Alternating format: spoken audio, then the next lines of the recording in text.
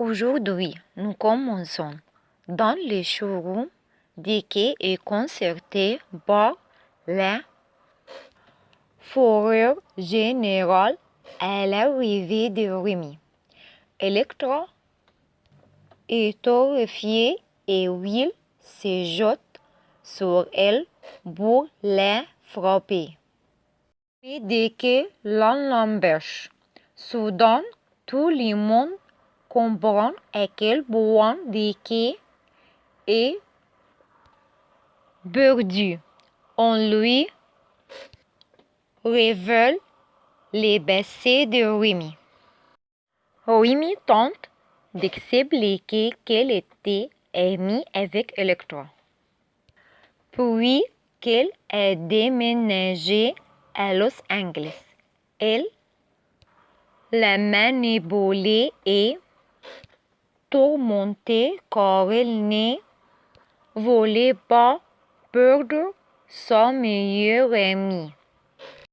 Will affirme que Rémi a traumatisé Electra. Tous lui font comprendre qu'elle devrait avoir honte. Rémi s'excuse, mais manipule Electra. C'est alors qu'Electra lui rappelle qu'elle l'a poursuivi et qu'elle Will a dû la sauver. Rémi l'admet, mais les regrette amèrement. Elle est devenue un autre homme.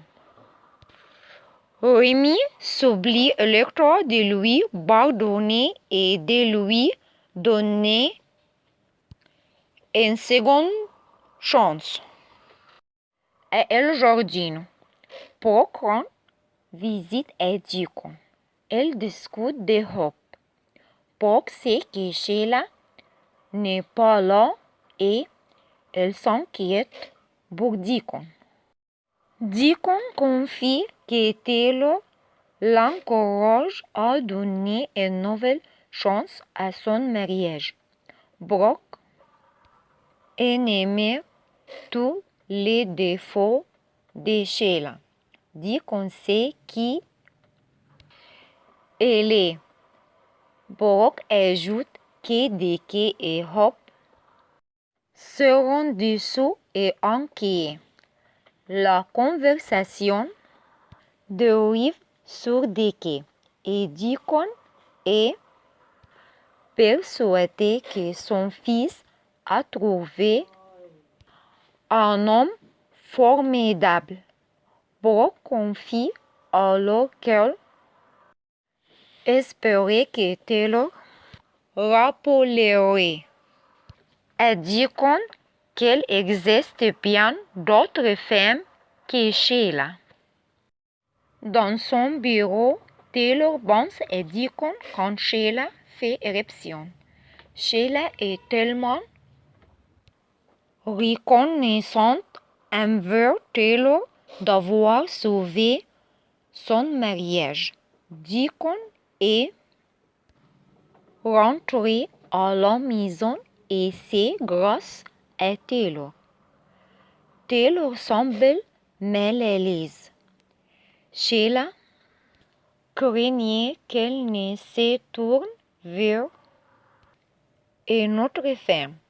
Cependant, elle est heureuse que tout se soit bien terminé. Taylor conseille à Sheila de ne pas gâcher cette seconde chance.